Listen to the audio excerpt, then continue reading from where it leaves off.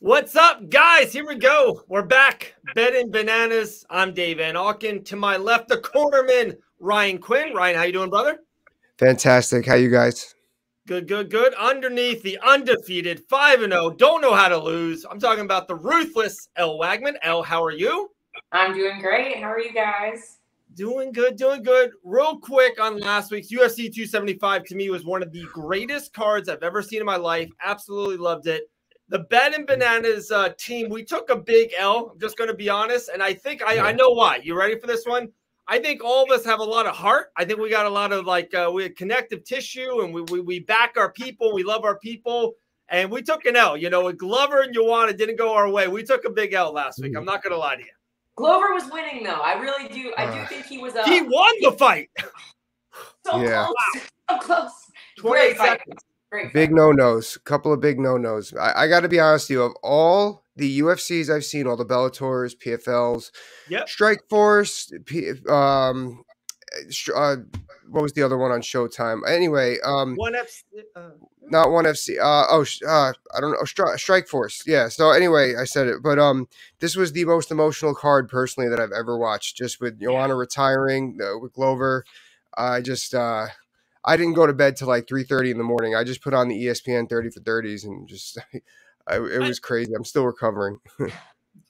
Triple agree with you, Ryan. I'm in the middle of a master debate that I thought this was, to me, one of the greatest cards of all time. And the reason why, the fights were great. We saw some really awesome knockouts. We saw some good prelims. That female knockout was amazing. And Jack, and how about Jake Matthews? A lot of great stuff. But the roller coaster in those last three fights of, amazing knockout, all respect to Wei Lee, but you want a champion, literally the greatest strawweight of our lifetime, retires, and how she did it was so classy and was just it was a moment. And then the Valentina fight, she's losing the fight, the orbital bone.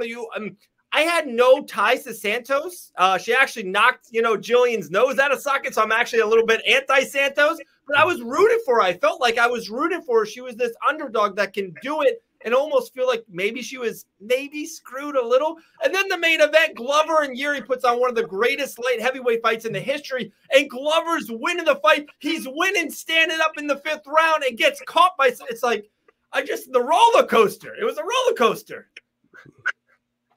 Yeah, and it was wild. I agree with you. I think Santos won that fight. I went back and watched it again. I know for sure that there's no way you can give Valentina rounds 4 and 5. But I thought the first 3 rounds were pretty clear cut. Man, you take the back, you are on top, nothing happens on the feet. You have to win the round. I got to be honest with you. I thought Valentina won, but I was more mad at the 49-46 scoring than I was at the person who scored it for Talia. Right. I was like, see, this is where that's like a whole other podcast. We're down the rabbit hole. Down the rabbit hole. You can, I would say 55-45 Santos, 48-47, or Valentina 48-47. I can listen to all arguments and have a fun debate. But 49-46 to either fighter doesn't make sense. Doesn't make sense. No. But guys, UFC Austin, I love saying it. It's not UFC Vegas 57 or 58. It's a UFC Austin. I'm a big Austin, Texas guy. Really fun city. A stacked card. We have, a great featherweight main event, Calvin Kattar versus Josh Emmett. And then I don't want to get too sentimental, but we don't know after watching Joanna, right? We don't know how many Cowboy Cerrone fights we have left in us. Just an all-timer. He's in the co-main event versus another vet. There's just young studs across the card. Phil Hawes is fighting early. A lot of stuff to get into, guys. So let's get into it. 4 minutes in. We haven't mentioned one name. Let's get into it. Let's go best bet on the board. Ladies first. Elle Wagman, take it away. What's your best bet on this card, UFC Austin? So my best bet on this card is actually for Julian Marquez and Gregory Rodriguez to go the over. I think people are expecting a finish because Rodriguez has had a lot of early knockouts early in his career. But if you look at his performances in the UFC, so far he's a decision machine. I think he's got 1 finish in the UFC. And I don't know how many times you've watched Julian Marquez fight, but that dude has a literal iron chin. His fight with Chris Harris in Bellator is one of my favorite Bellator fights of all time. It's an absolute banger. And Julian is tough as they come. He's an absolute dog. I can see Julian also surprising as one of those underdogs on the card as well. I like that. I like that. That's a really good call by you, Elle. I'm with it. I'm with it. I'm going to jump on that bet. Ryan, my guy, what's your best bet on UFC Austin? I like Jasmine. I don't want to screw up her last name. Jasmine. Yes, there you go. Yeah, Jadalicious. No. I like her. Song. I like her winning the decision over Natalia Silva. I see a lot of decisions, like you said, decision machine. She's a little bit bigger, trained in American Top Team. So and going against somebody who has good arm bars like Natalia, like she's just it's an easily manageable fight against somebody who can go the distance. And I just see her winning and grinding / coasting to a decision. Okay. I like that. I like that, Jasmine. There. All right, I'm kind of on board. I got no disagreement so far. This is where it might get tricky because before we went live, there's a ton of underdogs on this card, guys. Just a ton of anywhere from plus 150 to 230, really high-end talent. There are 7 guys. Can't go wrong. There's so many underdog plays you can go. But what's your best underdog on this card? Someone that you're going to get plus money on? Elle, take us away. I was really surprised at the lines on the Deron Winn and Phil Hawes fight. I feel like people count Deron Winn out because he got submitted by, I'm having a brain fart, Gerald Meerschaert a while back. But Gerald's no scrub and he's big. I know Phil Hawes is big too, but he has not seen the level of wrestling that Deron Winn brings to the table. Deron Winn, I know he's short. I know he's undersized for the division. But the way he uses his overhand to get inside and wrestle and the level of his wrestling, I think he can grind his way to a decision here. And I think at plus 205 on at least that was on my bookie, I think that's one you got to take. That's a good one. That's a good one. And you said something there about GM3. There's been a lot of great middleweights, right? Anderson Silva and Chael Sonnen. There's been a ton of great middleweights. GM3 holds the record on most submissions as a middleweight. So that, Winn getting submitted by GM3, there's no lost love there. It happens. It happens a lot. So, Winn at a plus 250. Okay. Well, we'll see. We'll see. All right, Ryan, what's your best underdog play? UFC Austin. This one's funny because I'm being so hypocritical of when it was going to happen a few weeks ago, but I really like Joe Lazon over Cowboy Cerrone. I was so back and forth with even, and then it hit me. This fight's at 155. That's going to take away. And I look back. When was it? Hold on. Oh, Gaethje, 2019. That was the last time that Donald Cerrone is cut down to 155. He's 39 years old. Wow. That weight cut doesn't get any easier. And then when you're losing that weight now, it's not like he's exactly a thick, bulky person like myself losing that. He's not going to lose a lot of water. He's going to lean out, lose that muscle mass, which he's going to need that pop against somebody like a Joe Lazon. Now, Joe Lazon, especially against the Gritzmacher fight, he did look like he was a little, seasoned himself. However, at 155, I think that takes a little torque off the punches and kicks. I think that the grappling is going to be able to grind it out. I really like Joe Lazon for plus 145. I like that too. And real quick question, doing devil's advocate with you. Joe has been he's been inactive a lot lately too, right? He only fights, if I remember, once every 12 to 18 months. So I know he's longer in the tooth, but I guess this may be a pro versus Joe. It's actually maybe good that he doesn't fight that much. So he does have to put his body through wars and a lot of training camps and stuff. And I know he's on the mic for CES. He's doing a lot of stuff. I'm so happy you brought that up because I almost missed that. I agree. I think it's almost better that he's doing this because he's still active. I'm good friends with his wrestling coach. He's still active as far as training. It's not like ring rust where he's taken off, and he's made it clear. So he's come to terms with, I only fight for fights that excite me now. Donald Cerrone excites him. So he's excited. He's in it. He's not just, let me fight out my contract. So he's up for this fight. Where Donald, I hope he's up for this fight. Yeah, we talked about it the prelude at the beginning with you want to retire, and there's a part of me that's rooting for the Cowboy. I'm sorry, you're pulling at my heartstrings here. I can't have so many retirements. It's like I'm passing to the guard. I'm still that old school guy watching UFC 33. I'm just still that guy. So. All right, let's get into it. 3 fight parlays, our best thing. Ryan Quinn nailed it 2 weeks ago. I'm still, going to Walgreens and buying my girls, stuffed animals because of the 3 fight parlay. So let's nail another one. Elle, I think it's your time. I think you're due. So what's your 3 fight parlay for UFC Austin? Man, I hope so. So the first leg, I have Gloria DePaula. So she's fighting Oliveira. Both of them have not had the best showings in the UFC just yet. I know they're both new, but I think that there are huge grappling holes in Oliveira's game that Gloria DePaula will be able to capitalize on, and she's also the more technical striker. I think she will take it in the over 2.5 rounds. And then I also have my best bet included in there as well with Julian Marquez and Gregory Rodriguez going the over 2.5 rounds as well. And then my third leg, I have Joe Lozon and Cowboy actually ending inside of the distance. I think I'm going to disagree with your underdog play on this. I think Cowboy is going to get it done. When I'm comparing Joe Lozon and Cowboy's strength of schedules over the last about 4 or 5 years, to be honest, if we're looking, just since they aren't fighting very regularly. Cowboys definitely have the tougher fights, and he's losing at the top of the division, while we see Joe dropping some decisions to some of the lower level guys as well, or TKOs as well.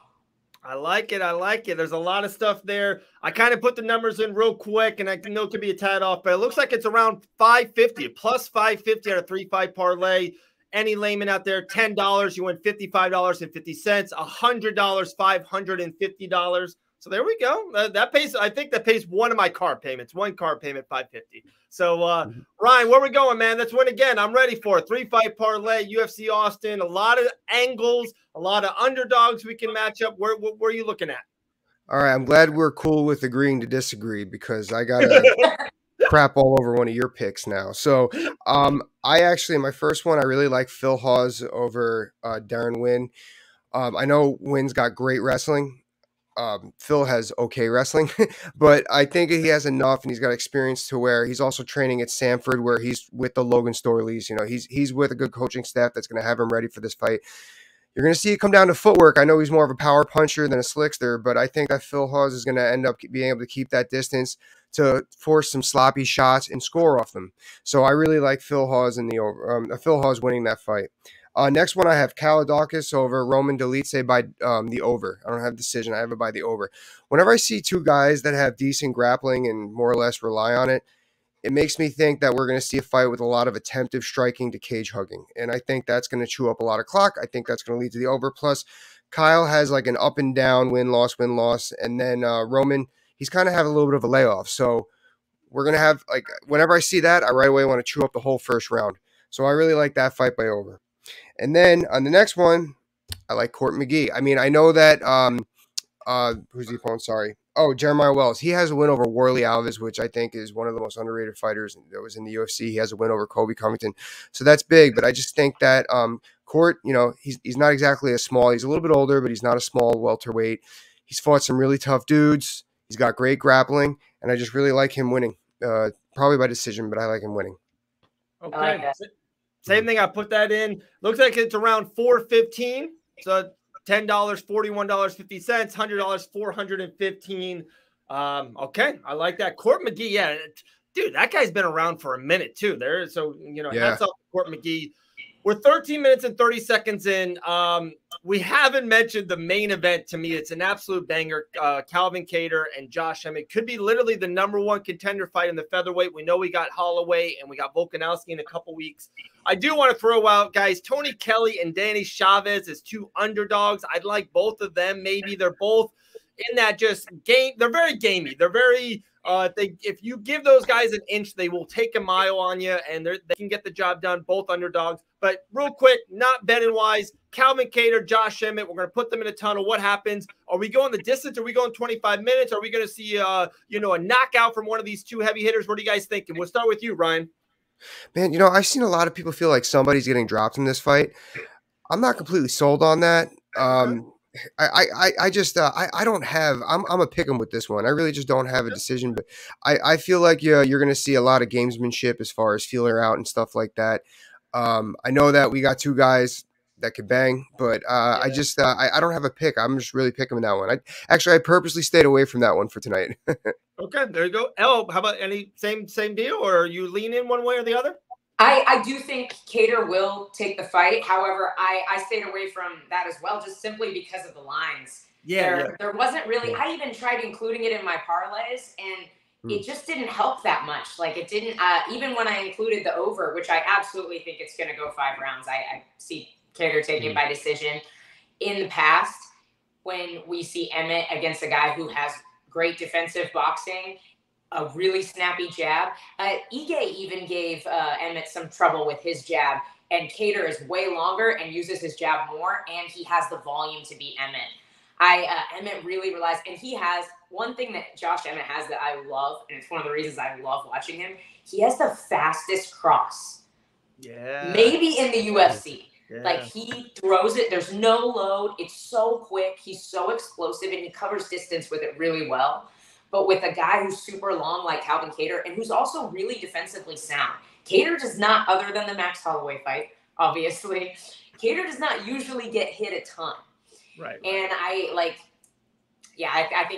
think he'll definitely out volume Emmett.